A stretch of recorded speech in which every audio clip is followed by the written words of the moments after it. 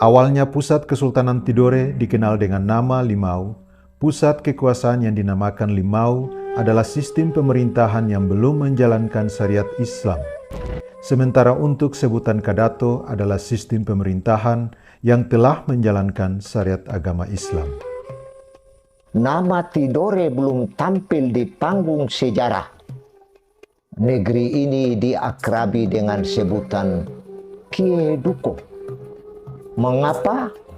Kieduko ini ada dua penjelasan. Mereka menganggap Kieduko adalah gunung yang bergunung api.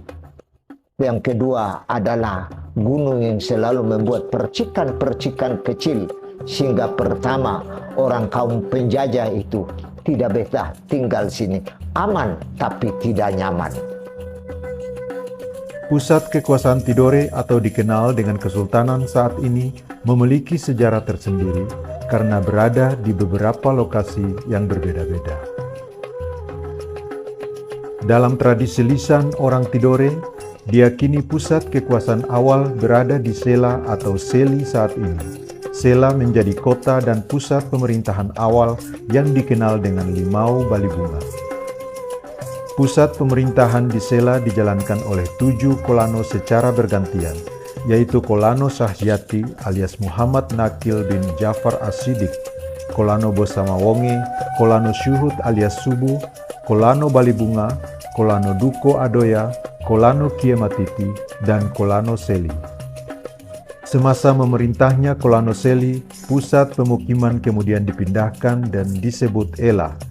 Di pemukiman ini berkuasa 4 kolano secara bergantian, yakni Kolano Matagena, Kolano Nurudin 1334-1372, Kolano Hasan Shah 1372-1405, dan Kolano Ciriliati alias Sultan Jamaluddin pada tahun 1495-1512.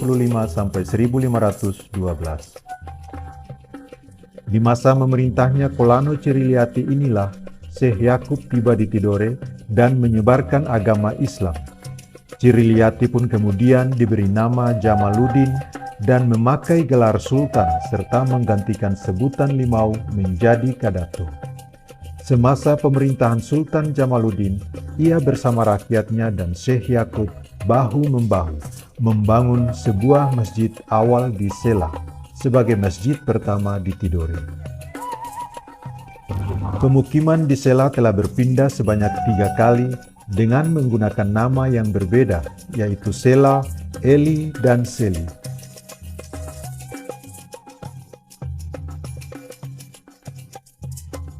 Seiring berjalannya dan ramainya perdagangan di Tidore, maka pemerintahan yang semula di Seli dipindahkan ke Mareku, dan pusat kekuasaan Sultan dinamakan Kadato Selawaringin yang terletak di bagian barat Pulau Tidore di atas bukit yang curam dengan ketinggian 400 meter dari permukaan laut.